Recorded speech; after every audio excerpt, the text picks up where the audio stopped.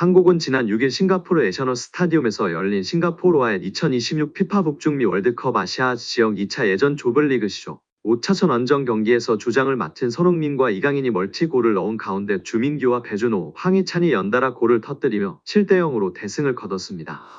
이로써 승점 13점으로 시조 선두를 굳힌 한국은 오는 11일 서울 월드컵 경기장에서 열릴 중국과의 대회 6차전 홈 경기 결과와 상관없이 3차 예선 진출이 확정됐습니다.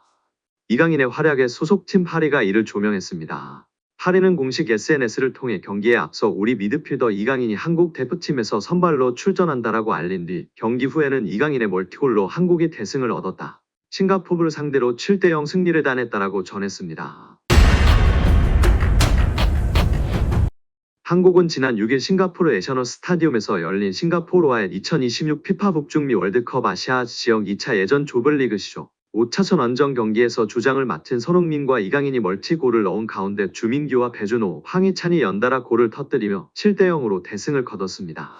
이로써 승점 13점으로 시조 선두를 굳힌 한국은 오는 11일 서울 월드컵 경기장에서 열릴 중국과의 대회 6차전 홈 경기 결과와 상관없이 3차 예선 진출이 확정됐습니다.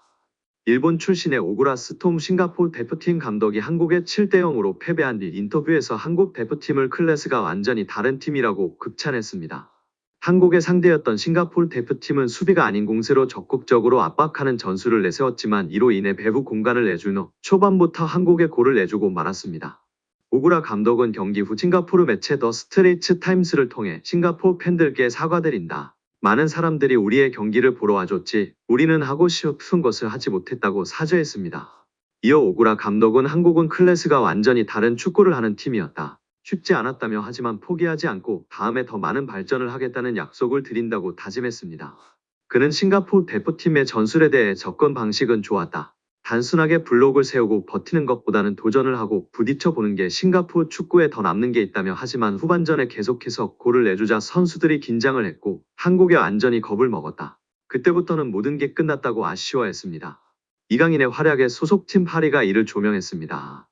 파리는 공식 SNS를 통해 경기에 앞서 우리 미드필더 이강인이 한국 대표팀에서 선발로 출전한다라고 알린 뒤 경기 후에는 이강인의 멀티골로 한국이 대승을 얻었다. 싱가포르를 상대로 7대0 승리를 따냈다라고 전했습니다. 프랑스 매체 카날 서포터즈는 한국의 7대0 승, 파리의 19번 이강인은 자신의 재능과 기술적인 자질을 모두 보여줄 멀티골을 터뜨렸다라고 칭찬했습니다. 이어 RMC 스포츠는 이강인이 1시간도 안 돼서 2골을 집어넣었다. 멋진 활약을 보여줬다. 첫 번째 골을 특별히 더 언급되어야 한다. 멋진 기술로 상대를 제치고 힘차게 마무리했다. 두 번째 골 당시에는 주민규의 도움을 받아 왼발로 멀티골에 성공했다라고 전했습니다. 르파르쟁은 이강인은 볼을 잡은 뒤 상대를 순식간에 제치고 강력한 슈팅으로 골문 구석을 꽂아버렸다. 놀라운 속도였다라고 설명했습니다. 여기에 한 프랑스 현지 축구 팬은 음바페에게 니어포스트 슛 기술 배운 것 같다며 이강인 선수와 음바페 선수의 슛 장면을 비교하였습니다.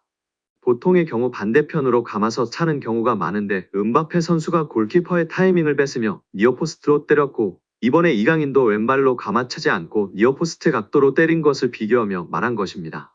골키퍼와의 심리전 및 슈팅 타이밍이 날로 발전하고 있는 것 같은 이강인 선수인데요.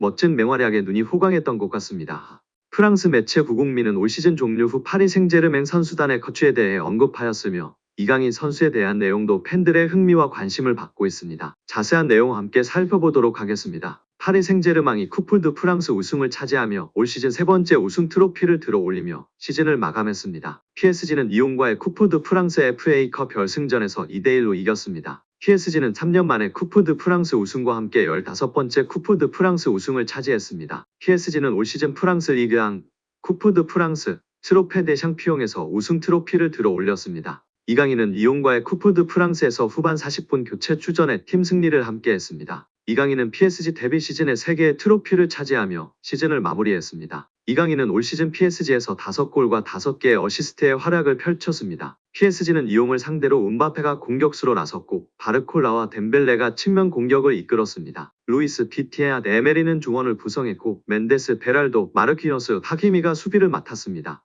골문은 돈나룸마가 지켰습니다. 양 팀의 맞대결에서 PSG는 전반 22분 덴벨레가 선제골을 터뜨렸습니다. 덴벨레는 멘데스가 왼쪽 측면에서 올린 크로스를 헤더 슈팅으로 마무리하며 리옹 골망을 흔들었습니다. 이후 PSG는 전반 34분 루이스가 추가골을 성공시켰습니다. 루이스는 자신의 골문 앞 헤더 슈팅이 골라인 위에 위치한 리옹 수비진에 맞고 나오자 재차 오른발 슈팅으로 마무리하며 리옹 골문을 갈랐습니다. 전반전을 뒤지며 마친 리옹은 후반 10분 오브라이언이 만회골을 기록했습니다. 오브라이언은 코너킥 상황에서 체르키가 골문 앞으로 띄운 볼을 헤더골로 연결했지만 리옹은 더 이상 득점에 실패했고 PSG의 승리로 경기가 종료됐습니다. 프랑스 매체 구공미는 올 시즌 종료 이후 PSG 선수단의 거취에 대해 언급했습니다. 이 매체는 올 시즌 종료 이후에도 PSG에 잔류할 것이 확실한 선수로 바르콜라, 루이스, 비티아, 멘데스, 베랄도, 에르난데스, 다닐로, 마르키녀스, 킴펜베, 돈나룸마, 테나스 등 13명을 선정했습니다. 이 매체는 이강인을 포함해 덴벨레, 아센시오, 무아니, 하키미는 팀에 잔류해야 할 선수로 언급했습니다. 파리가 반드시 붙잡아야 할 선수로 언급한 것인데요. 기복을 보였으나 임팩트가 상당했던 덴벨레와 그래도 클래스가 있기 때문에 시간을 줘야 한다고 판단한 무아니, 아센시오가 있습니다. 그리고 최정상급 오른쪽 풀백 하키미를 노리는 팀들이 많아지고 있는데 놓치지 말고 붙잡아야 한다고 언급하고 있습니다. 여기에 우리 이강인 선수도 포함되어 파리 생제르맹이 반드시 붙잡아야 할 선수로 언급한 것입니다. 반면 올 시즌 PSG에 합류했지만 기대만큼의 활약을 펼치지 못한 하무스, 우가르테, 쇼크이니아르는 무키엘레, 솔레르 등과 함께 팀을 떠나야 할 선수로 분류됐습니다. 올 시즌 종료와 함께 PSG와 계약이 만료된 은바페와 함께 크루자와 나바스는 팀을 떠나는 선수로 언급됐습니다. 이제 파리는 포스트 은바페 시대로 또 다른 새로운 시작을 열 것인데요. 과연 어떻게 될지 우리 이강인 선수의 입지와 행보도 관심 있게 지켜봐야 할 것 같습니다. 여기에 프랑스 현지 110만 대형 축구 유튜버가 이강인 선수에 대해 소신 발언을 하며 화제입니다. 그는 경기 후 이강인 선수를 향해 이렇게 평가했는데요. 이강인 선수는 오른쪽에서 뛰기보다는 중앙에서 뛰는 것이 더 좋아 보여. 이강인은 덴벨레처럼 저돌적이고 빠르지 않아. 경기 템포를 조절하고 운영하는 것이 강점인 선수야. 드리블로 상대를 제치기도 하고 멈춰 서기도 하고 패스를 주고 받으면서 공간을 창출하는 그런 선수 말이야. 이런 것들로 경기 흐름을 가져오는 선수야. 덴벨레처럼 속도로 상대를 제치는 것이 아닌 기술로 제치는 선수야. 그래서 사이드보다는 중앙에서 뛰는 것이 좋을 것 같아. 그의 키패스나 탈압박을 봐도 중앙이 더 좋은 위치라고 확신해. 오늘은 오른쪽에서 뛰었고 나쁘지 않았어. 물론 업다운이 있었지만 이강인이 안 보일 때에는 하키미가 높은 위치까지 올라가서 그 뒷공간을 이강인이 커버해야만 했어.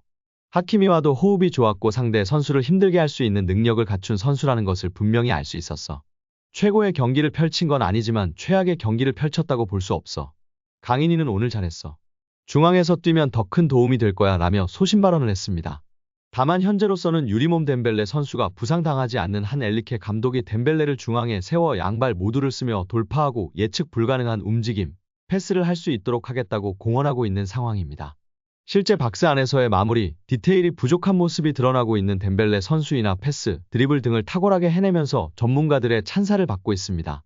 엘리케 감독이 덴벨레를 중앙으로 이동시킨 건 생각지도 못했는데 옳은 판단이라며 칭찬하고 있는 상황이기 때문에 아무래도 이강인 선수가 중앙에서 플레이메이킹을 하기에는 쉽지 않은 상황입니다. 우리 구독자 여러분들의 생각은 어떠신가요?